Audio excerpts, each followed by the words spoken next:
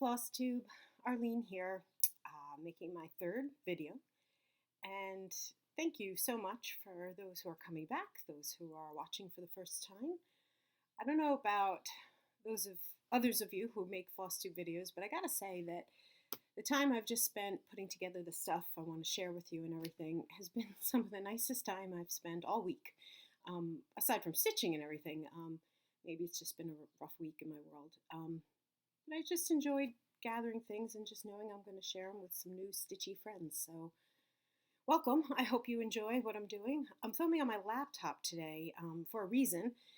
So I'm a little concerned that I'm going to do this all right, particularly the uploading aspect of this, but we'll figure it out. So first of all, huge thank you to everyone who commented and was helping me out. In my last video, I asked about help with name change. Some of you may have seen the various variations of name changes I've tried. I am now been cut off by Google. I cannot change my name anymore for a few months because they don't allow you more than 3 name changes in a 90-day period or something. When I so didn't want to even be doing that. I wanted to just have a name on YouTube that would be totally separate from Google Gmail world. Well, I don't think that's possible. I suppose all of you who have like stitchy related names, like Stitchy Person or something on YouTube, either don't mind that or don't have a Gmail account. When I was setting up my first Flosstube video and signing into YouTube, I just used the Gmail that I have. And I realized when I did try to change my name on YouTube, like I first followed through the links to change it through Google, and I didn't want that, and sure enough, it changed my Google Gmail name when I was like emailing people, which I didn't want it to be. Then somebody had suggested something, and I thought I was only changing it on YouTube, and I was like, yay, this is the way to do it. But yeah, that didn't work either, because then a day or two later, I saw a friend had replied to an email from me, and it came back with the Works by ABC thing. She didn't comment on it. I don't know what it looked like to her, but I could see that it showed the Works by ABC coming back. Gmail, nope, didn't want that. I like to keep my world separate. I don't know how many of you keep your stitchy world separate from other parts of your world. I keep thinking about so many things in my life always seem to have a Seinfeld reference. If you are familiar with Seinfeld, there was an episode where George was complaining about when he was engaged to Susan, his fiance, and I think Elaine wanted to do something with Susan, like go to a museum or something, and he just couldn't handle that because it conflicted his worlds. And there's a great clip of him complaining, of him saying that there's this George and that George, and two Georges can't ever be in the same, or a George divided against itself cannot stand. And all right, I don't want to be that insane or crazy, but sometimes you just want to keep your worlds a little separate. Anyway, I am now back to just being Arlene Cohen on this video. I wanted to be Works by ABC. That just may never happen. I think if I wanted to totally change it and create a new Gmail to go with a YouTube, I would lose all my subscribers and all of that. And I just don't want to do that because I feel like you're my new friends and I don't want to lose my new friends. So I think that's just going to be the way it's going to have to be. Unless somebody tells me something new about how, you could see it's a nickname, the nickname doesn't seem to be showing up. So there's my little intro. I'm so enjoying being a part of the Flosstube community. I've loved watching Flosstube videos when I can. This past week I haven't had as much time as I wanted to.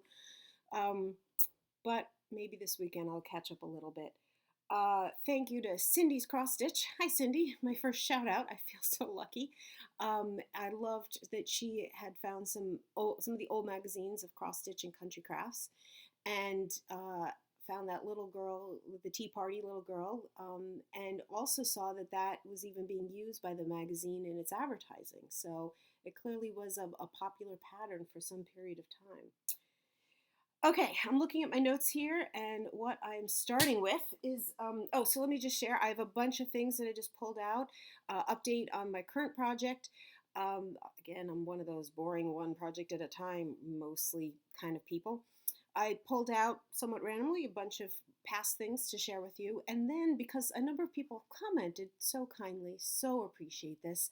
I'm going to share a little bit about my bobbin lace, including I've kind of practiced this how hopefully it'll work. I'll end with trying to show you what bobbin lace looks like because I'm going to switch the computer around, which is why I'm using my laptop and not my iPad to record to show you what bobbin lace looks like doing it. Hopefully this will work. Let's start with some cross stitch. So my project that I have been working on has been this lace tablecloth, and I've made some good progress here. And oh, I was going to show you, it comes from, for those who are first tuning in, this is an old UK magazine called New Stitches. It is a pattern from there that has conveniently come out, from the center. Can't get that blue tablecloth anymore. There's very few colors that are left. This is a Zweigart thing where the Ada, 14 count Ada is literally in the center of, I think it's a 30-inch square tablecloth with a nice pattern there, and the center part is maybe 18 inches by 18 inches.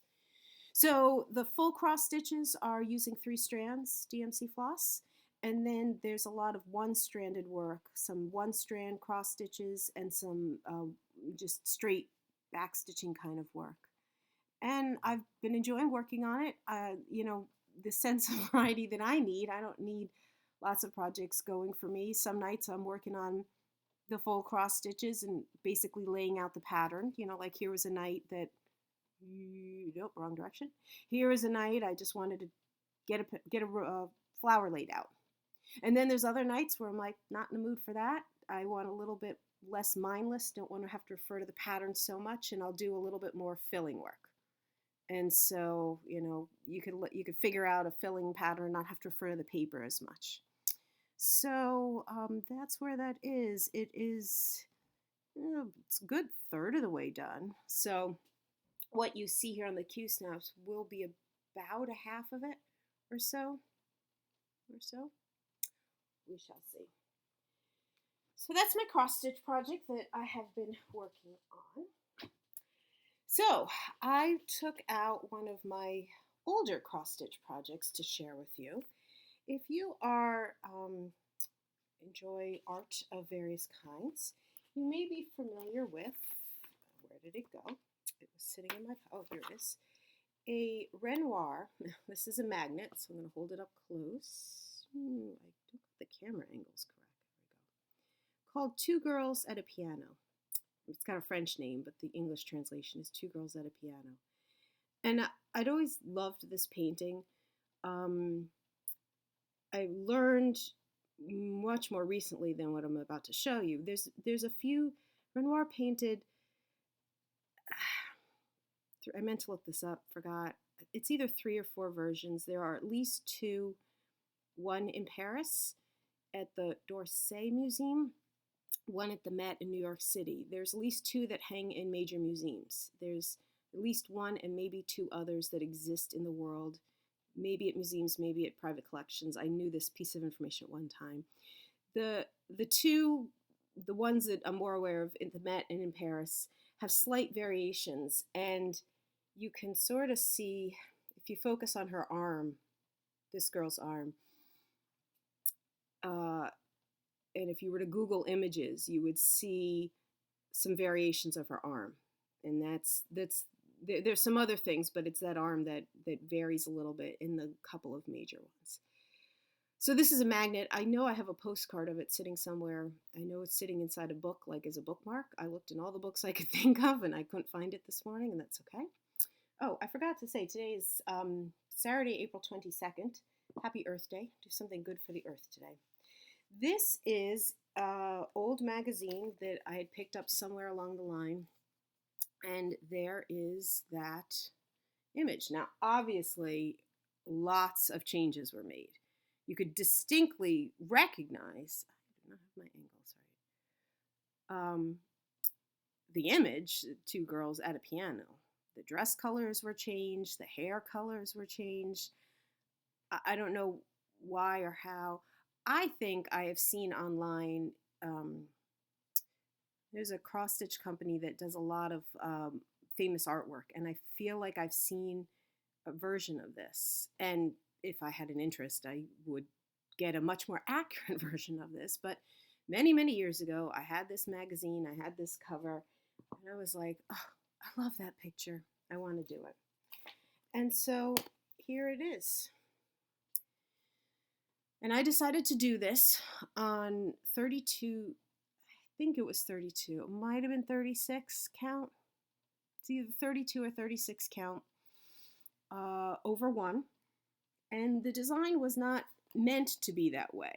And the reason I know that, and I will forever remember this little hint to be thinking about, if you ever pick up a pattern that you want to do smaller than it's intended, you might want to look carefully if there are colors that have been created by using one strand of this and one strand of that. Meaning the pattern was created to do as a 2 strands over blah, blah, blah. It's probably designed to be 2 strands over 32 or 2 strands over 36. And I just decided it would look better, smaller, miniaturized, in effect the size of a postcard. Well, if you think about it, if you're turning it into 1 strand over 1 on 36 count, how do you do the color thing? Well, if you really want to, you could take 1 strand of DMC floss and split it. Now, it's not intended to be split. You do that and it has the potential of kind of like falling apart on you. Like if you take a length that you would typically stitch with and you try to split it, you won't get that full length. It'll kind of fall apart. But I remember doing that with some of the colors in this. It wasn't that many, and it was enough for me to say, yeah, I'm doing this, but I will never do this again. And it was a lesson learned that if I ever wanted to miniaturize, so to speak, a pattern in the future, I needed to look more closely at the colors so that I wouldn't suffer through the DMC floss color thing, stripping a single strand into half a strand in the future. But I did it. I don't know how much of a difference it truly made. I couldn't point out to you any particular one place or another where that was a color thing.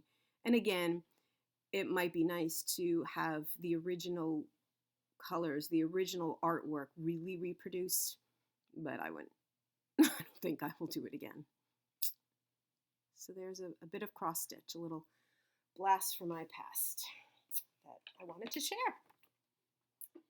So I have mentioned that I do lots of type of needlework besides cross stitch, and I've shared with you already some of my counted canvas work pieces. I know I've found some floss tubers that do some Hardanger. There's one in particular, Stitch with a Smile, that someone had pointed out to me who has been doing some great like tutorials, which is wonderful. If you are intrigued by what I'm about to share and you're like, this is cool, she's one floss tuber you might want to check out. So Hardanger I think it's got its origins in Norway. There are some amazing, beautiful patterns to be found out there. This is one that just at one point in my life caught my eye. It is by Satin Stitches, Donna Olson. And something about the square and the circle idea just appealed. Some extra stitching involved in the center. Hardanger involves taking linen or linen-like fabric, doing various stitching with it, and then cutting out some and doing some more stitching with it. So if you've never done Hardanger before, that's a very, very simplified version of it. So here is that piece. I put a piece of fabric behind it. It sits on a table in my home. As I picked it up to show it on camera today, I noticed that the thread has gotten like discolored. I don't know how well you could see that on camera. And I don't know if that's because of where it has sat for the last few years. I just feel like when it was done, it was definitely a white on white piece. And now it feels like a off white on white piece. I'm not sure why that is. I'm not sure why I'm having a hard time with sides, right and left today, but it's because I'm using my laptop instead of iPad. I'm not used to the angles. Bear with me here. So, I you know there was a whole lot of stitching that was done. I'll just use the center as an example. So,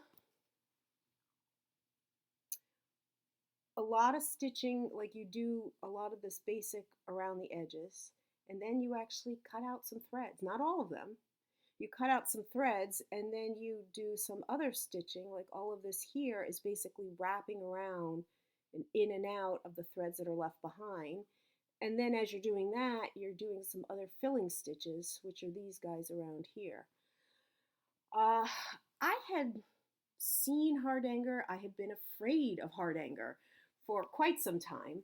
And then some years back, I had an opportunity to take a class, which was so helpful because that just kind of got me over that hump of being afraid because I had somebody showing right in front of me, here's where you cut.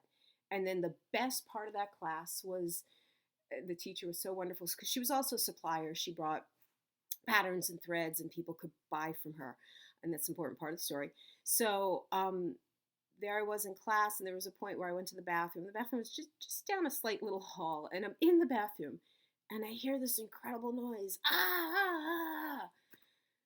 And I come out of the bathroom like, what'd I miss? And it was the first point where someone in the class had cut the wrong thread. Like, so again, just to focus on one little part, imagine if you're here, there, and you're just cutting one of the threads that you intended to leave in. And the truth is, in Hardanger, there are tricks on how to fix it. And the teacher, being so wise, had not talked ahead of time on how you fix a mistake. She just waited till someone made a mistake because she knew someone would do it. It happened while I was in the bathroom. That was the noise. So she was just waiting till a student made a mistake, cut the wrong thread, of course made a big deal. Oh my God, I can't believe I cut the thread. Had everyone gather around and showed how you replace and fix, and it all gets hidden and no one's ever the wiser. And then that student got rewarded with a little $5 gift certificate to her supply store, which was awesome. And it was just such a great way to be eased into the idea of it's okay to make a mistake, and here's what you do to fix it. What a great life lesson that is. It's not just about Hardanger or stitching. It's just about, keep that in mind. When you make a mistake, it happens in life. The key is, what do you do to fix it? And then you don't want to be in the bathroom when someone else is making a mistake because you miss out on the learning experience. There you go. So, I'm switching from a Hardanger, or I'm transitioning from Hardanger to my next sharing, but it's a very easy transition because it's about where I got this pattern and it's totally related. I think some floss tubers have heard about, but if you haven't, a place called Nordic Needle, and it's in Fargo, North Dakota, North Dakota. And I know this pattern came from there. They are known for, and it's because of how they started it. The two women who started it in the late 70s, early 80s, this was their heritage. It was the Scandinavian, Norway, Hardanger. They were bringing in patterns and then began creating their own patterns for a type of stitching that was so important to them. They became particularly well known in the online world, and I'll tell you why I know this in a minute. In the mid to late 90s, just as the internet was just beginning, these two women who had had kids and whose kids had grown up as their business was really blooming, one of their daughters, I believe, was like a computer science person in college or whatever, and she created one of the first websites, like an online business website for a small business, like a stitching store. And so Nordic Needle had an online presence I don't know if it's before anybody else, but really early on in the online business world. And so they were an online supplier. They're an actual physical store, a large stitching store, um, but they were an online supplier before a lot of people had even heard of the internet, and certainly as the internet was just beginning. I know nowadays you can find a gazillion places online to buy stuff, and they might not be considered the place to go. But there was a period of time in the early 2000s where they were the place to go to order anything and everything stitching related, at least in my mind, in my world. Um, and there's still a place that I check online for a lot of things. They have a lot of unique, to them, partially because of where they import stuff from, where they get it. Everyone has their own places that they love to order from. If you just have not seen the Nordic Needle website, I suggest go check it out. See what you find there that you haven't seen in other places. Maybe you'll find something you're interested in ordering. I just say that as a happy customer. I actually haven't ordered from them an awful lot in the last few years just because I don't order a whole lot, just because of the way my stitching is. But I got an opportunity to do something a few years back that I wanted to share with you. So the two women who started it, Roz and Sue, ran this wonderful business. They first Sue retired, then Roz retired just a couple years ago, and I think this is cool. They sold their business to two of their employees, and those two employees have been running a wonderful business for the last couple of years. For a number of years, they had a Nordic needle retreat, and it was the kind of retreat that wasn't just come and just stitch on your own projects. It was about offering classes. They have, oh, by the way, Nordic Needle has a great weekly email that gets sent out, a newsletter. So if nothing else, go to their website, sign up for their weekly newsletter. There's just lots of random information and shared things that are in there that I just have learned so much over the years from reading that newsletter, including for many years reading about this yearly retreat. And then in 2013, or in the fall of 2012, just as life was building up into that spring, I realized there might be a chance I could actually go for the first time. And I just made it happen. And I am so glad that I had the opportunity to do this. It hasn't been possible after that. There was a retreat then in 2014. They didn't have it in 2015 because that was the year that the business was being sold, lots of transition. They had one in 2016. Doesn't look like they have one this year. I don't know what the future plans are in terms of retreat planning. Will it be an every other year thing? Don't know. I'm just wanting to share what I experienced in 2013. So you had the ability to sign up for 4 different classes. I loved this kind of setup. It was, to me, it was about learning new techniques. You could have signed up for some Hardanger classes, some things that maybe you already knew how to do and just were happy to work with a teacher. That's fine. For me, I got to do 4 different things, and they were all projects that I finished afterwards. So, grab some stuff here. Okay, so one of them was a Hardanger project, and I was interested in it, so it was... It was listed as an intermediate Hardanger, specifically learning about bullions, but to me the interest was about the finishing aspect of it. There was some pre-work, the Hardanger piece, learning these filling stitches, great, interesting. I was really intrigued about how this became a little bag, and this edging.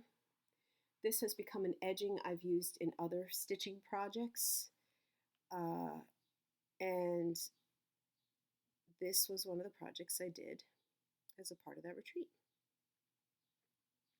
So, and again, this alone, I loved it. And I think each class was 2.5, 3 hours. I mean, however far we got, there was a lot that was done outside of that class. I just so appreciated everything that was, there's a better picture of it, that was a part of the learning process. For me, that retreat, I learned so much. I looked this up. It was less than 90 people, and that was the largest retreat they'd had.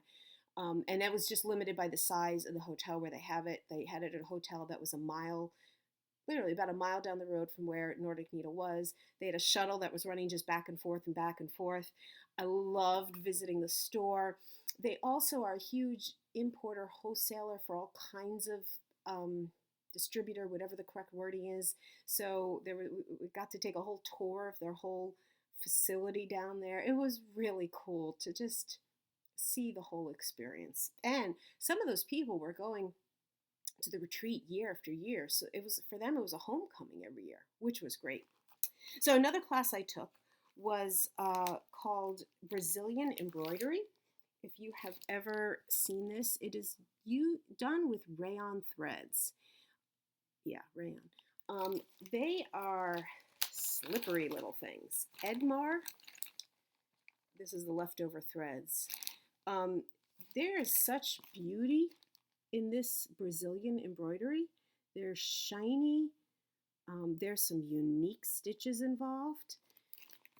And this particular piece, which sits over here, also had a piece of stump work involved, which is to say these wings were created on a piece of fabric and then a little bit of wire was used around them, and then they get attached separately. There's some beads there. I loved learning the pieces of this, about the threads, the way this is all put together. This woman, this teacher, Sharon Shetley, has some amazing designs. This is her thing, Brazilian embroidery. I did not enjoy working with the threads, and so while I do have another kit, I have one particular like sampler kind of thing of Brazilian embroidery. I don't know if I'll ever make the investment of the threads for it, because it's just, you just gotta use it in a special way. It has to do with the fact that the threads in these threads are Z twist, and most of the threads that we use in stitching are S twist, or vice versa, which is to say they're twisted differently, and that just adds to the ways you got to use it a little differently when you're stitching. So, but I can say that I've tried out Brazilian embroidery, and I finished the project because I wanted to. I wanted to make sure that I fully got the experience when I was doing this. Another class I took, so glad for this one, was about needle painting. And if you have seen projects that are needle painted and have always thought, I can't do this, I got a suggestion for you. Get this book, okay, by Trish Burr, Needle Painting Embroidery, Fresh Ideas for Beginners. All right. This book gave, and like the kit fee included this book, right? And there's tons of flowers and, well, birds and flowers. You pick any one you want. It uses only DMC. I mean, of course, you could adjust colors, but whatever. Start with following the instructions, shall we say? I think this is what you're about to see. I think it's this one. Got my pages off here. You have the easiest way of learning a new thing, because I just was so scared of needle painting before this, and I was able to create this. And the idea of just using DMC floss on what is in effect a piece of white cotton fabric that you go buy at Joann's, nothing fancy, you don't need to get needlework stitching fabric. I was like, I can so do this. Now, keep in mind, it has been on my stitching list since 2013 to go back and do more projects from this book, and I haven't yet made it happen. But it is so doable. Great book. If you want to give this needle painting thought a try, needle painting is just using straight stitches and being careful with the color, using the colors to create the shading that you would with paints on a canvas. It's beautiful, and I mean, I look at this, I'm like, really? I did that? And it was totally doable because of the way that it was described in here. So definitely recommend that. Definitely. And then the last class I took, which was a lot of fun, and I'll show you, sorry for the noise. Okay. Oh, the other thing I should share. So throughout that entire retreat, which was like a Wednesday to a Sunday, there were so many goodies given to us, like a full bag of goodies when we arrived. All the meals were included, and at every meal there were goodies at your plate. Vendors, companies had donated stuff. This is a bag. Now, I bought the bag at the store, but it's full. It's full of goodies, and this was after. And I love this idea. They left out a place where anything you knew you weren't going to use, you could leave it behind as a donation, and they were going to be sending stuff to good donation places or keeping. I loved that idea because there were plenty of patterns and things that I just knew I would have no use for and didn't know anybody I could give them to that I could leave behind. So I took out, I haven't wanted to use the Nordic needle bag for anything else because I've just been keeping all the retreat stuff in there. There's still all these things, patterns, threads, stuff. This was a bag. This is a stitching, you could stitch this bag. Can you see that? You could stitch this bag. I haven't done that, but you could. In this bag is the stuff from the 4th class that I took. Have you ever heard of Kumihimo? Kumihimo. This was so cool. Talk about learning something new and something that I so enjoyed. You can order this kit from lots of places. I go online, probably from Amazon, probably from Joann's, probably from lots of places, maybe still from Nordic Needle, I'm not sure. What it comes with is this styrofoam thing. It's the Beadsmith, so you could look up that name. And these things, people have told me these look like, they're related to something that comes in Knitting World, but they act like bobbins to hold your threads. And it's braiding that produces something that looks like this. Now this is actually the one that I created originally, and this has really poor tension in it. This one I've done nothing with. And then I found in the bag this one that I created, and I don't know, oh, I know. I was playing around with yarn, like plain old yarn, just to see what I would get from it. But what did I really do with this? I created necklaces. So, using variation, sorry, can you see? I should have had a piece of paper. Variations of where you start your threads, you can get different patterns. I discovered that like Pearl Cotton 5 works fine, but like here was, I wanted to get, what kind of metallic could I use? I tried some Krynic, I tried some other things. I found a website that helps you figure out just simply where you start your threads on this. Where'd that instruction sheet go? There's no good picture showing you. Where you start your threads will help determine the pattern. It is a low-key, like mindless kind of craft. Doesn't take that long.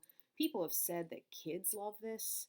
For me, I got these glass things at a local flea market for $1, which has been awesome. And for a period of time after the Nordic Needle retreat, I was just making all of these. People have commented on these necklaces that I wear. Where'd you get it and everything? And I made that, and I bought the thing for $1. And I'm like, whoa, you should sell those. I don't know if I'd ever do that. And so I haven't made any Kumihimo in a couple of years now, but I wanted to share it because I was introduced to it at the Nordic Needle Retreat, and it was an awesome thing. And you can play around with all kinds of threads. I mean, I can tell from this bag. So here it is. I was playing with what kind of metallic threads. So I found this in my stash and used that. Again, I have a lot of Pearl Cotton 5 in here because I was trying to see what would work. I was trying to find different thicknesses will produce different things, how many threads you put in at any given time. And again, the different patterns, like, is all about, you could see how that gives more of a stripy effect. And this is more of a dotted effect. And that's only about where you start the threads and how many different colors you use. It's a really cool thing. And Although if you're like saying, I already do too many crafty things, then feel free to ignore that part of the video. So my experience at Nordic Needle was awesome. And again, I can't speak about what their retreat may or may not look like in the future if I've now whetted your appetite for something that may not exist. But it was a great experience, and I'm just glad I had the opportunity to share the stitchy things that I did, related that I got exposure to something like Brazilian embroidery, which I'm glad I did. The taking out the thread painting, I definitely want to move it up higher on my list of things to return to in my stitching life. So there you go. All right, next on my list, I'm going to move into some bobbin lace stuff. So thank you for everyone who, in the ways that I talked about in my last video, lace is so important in my life. Stitching and lace are my two worlds. I've seen a number of people who talk about stitching and knitting or quilting, so I might be bringing in a new world here. There are all different kinds of bobbin lace. In the last video I mentioned that piece that I showed you was torchon, and I can't even begin in a brief way to describe the different types of lace, but I'll just show you a few kinds just to help you give you the bigger sense of variety. So I have one piece sitting here. Sorry, I'm doing bad with this camera angle thing today. There we go. So this is obviously done on black thread. This is a type of point ground lace, you would say. It's continuous lace, which is to say there were lots of bobbins used all at one time. Over I think close to 200 bobbins I had going. Now, to say the word bobbin, sorry, I have a visual to go with that. This is what a bobbin, lace bobbin, looks like. Many of you use the word bobbin, and you're talking about the bobbins that are used when you're winding floss around them. This is a bobbin for bobbin lace, and there's actually different types, but this is a good enough example to show you right now. It serves the same purpose. You wind thread. This is the area where the thread is kept, and you'll see that when I show you my lace pill in a moment. And so picture about 200 of these piled up, and there's ways to kind of help control it when you're working on a piece like this. Now, not all pieces have 200 bobbins going at one time, and you never have 200 bobbins going at one time. You're only working with 4 at any given time. But when you're done with those 4, you move them aside, you work the next 4. You move them aside, you work the next 4, you move them aside. And it's a matter of keeping track of what do you do with the 50 that you're not going to worry about for the next 10 minutes and so on. A lot of my lace I don't have framed, I just keep in a sort of portfolio-like binder. This is, let's see if this will show up without me taking it out. So I was taking a class a couple summers ago. This is, and so these are just small little sample pieces that aren't turned into anything. Another type of point ground that are called Turner, which is a Danish from Denmark. You could almost picture, and so the question often comes up with bobbin lace, what do you do with it? Well, I think all of us stitchers sometimes get that, what do you do with all your stitching? And maybe you have an answer, I hang it or I give it to friends or whatever your answer might be. And when it comes to lace, I think more often it really is about the process more than the product. A piece like this, if you can picture it much longer, more repeats of that design could become a bookmark, and giving bookmarks or sharing bookmarks is a common lace gift. And so this is a different type of point ground, and one of the reasons I took this one out to show you is that, can you see that there's a thicker thread going on? There's a very, very fine thread, many bobbins of very, very fine thread, and then there's thicker threads. And the thicker thread in bobbin lace is called a gimp. And when I show you my current piece, I'll explain why that's important to talk about a gimp. Another category of bobbin lace is called tape lace. And here's an example of a recent tape lace. And this is one I thought, I should put that in a frame and put it on display somewhere, but I just haven't done that. And I just liked the color variation I stuck in here. And you could see there was more than one tape going on. There was this center motif, and then this circle, and then both, I can't do this, sorry. This and this had two different tapes going around. There's some fillings in there, but just another type of lace. And a tape lace has nowhere near 100 or 200 bobbins going. You just have a small number of bobbins going. So there's all different kinds of lace that could be going on. So I'm going to show you the project that is currently on my lace pillow right now. And just like stitching, I tend to have only one lace project going. There are many lace makers that have multiple lace projects going. When you're working on bobbin lace, you work on a pillow. Don't quite think about a pillow that you have on the couch or that you have on a bed, but it's not so different. There are different styles of lace pillows. They could be rounded or kind of dome shape or quite flat. The one I'm working on right now is quite flat because of the project. So here we go. I'm going to move the laptop. Excuse all the mess you see in the background. All right, I practiced this before, so let's see if I can get lined up. Give me a second. Give me a second. I have not in any way mastered editing, so I don't think that's going to happen for videos yet. Maybe at some point in my Flosstube world that will happen. So the project that I'm working on right now, give me a second and I'll do a better viewing of it, is actually more of a purposeful project in that this is going to be a lace collar.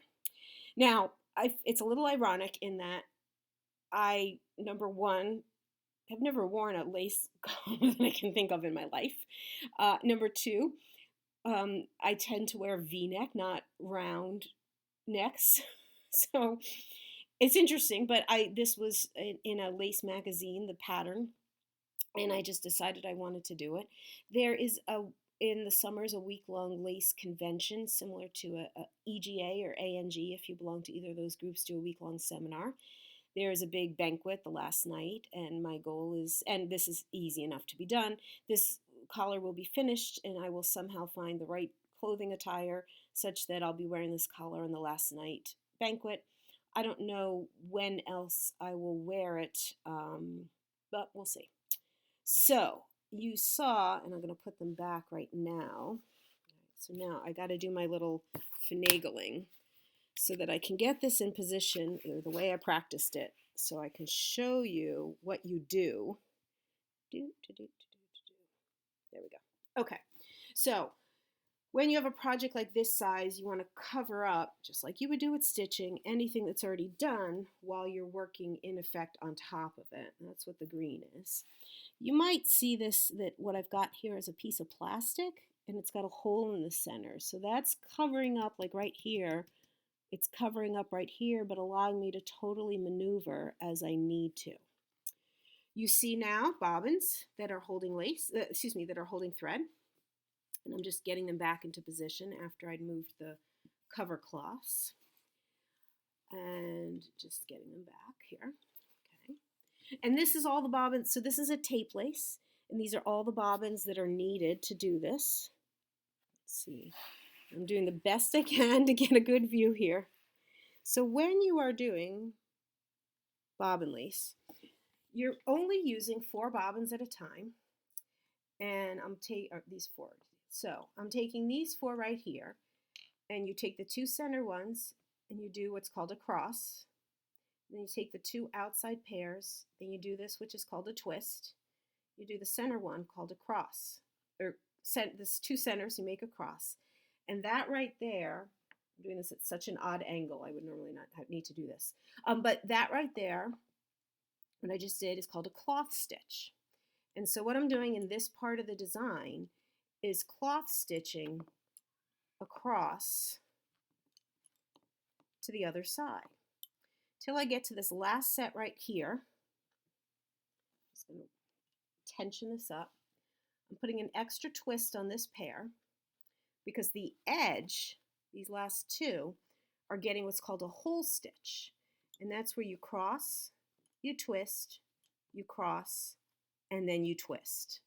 Just an extra little step.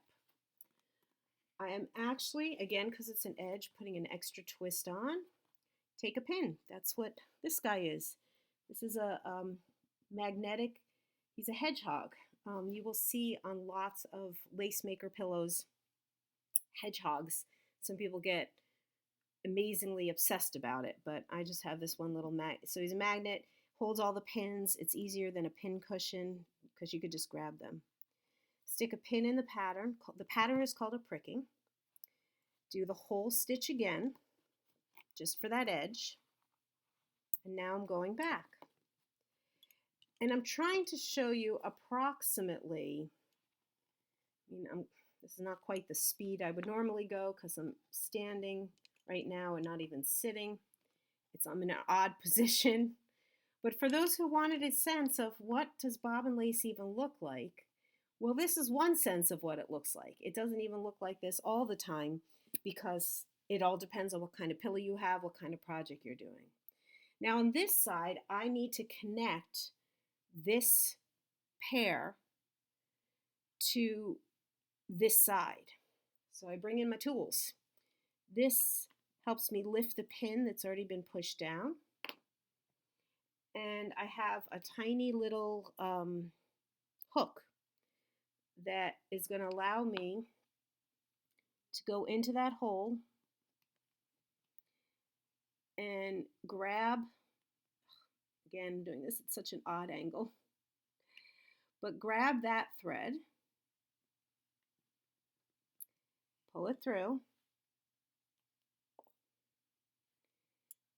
put this bobbin through the loop, and that has now connected it to that hole which is connecting it to this side. I put the pin back in just to help with tensioning. Some places it isn't really needed. And then I would go back. And there's some variations and there's some other places where it will change a little bit.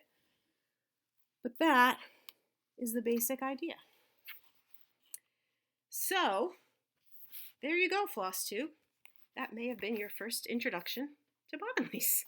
All right, so I got this wiggly pile of books right now. So that is covering everything, I believe, on my list for today. Thank you so much for sticking with me. I've enjoyed sharing everything. I so appreciate the likes and the comments, the people who are subscribing to me. I've been trying to respond to everybody. If you have any questions, of course, please ask them. It's just been a wonderful community to be a part of. I can't tell you how much it has meant to me. Really, truly. I hear that on other people's videos as well, and I know that. So thank you all so much. I hope you have a great day, week, weekend, whenever you're watching this, and I will see you next time. Bye-bye.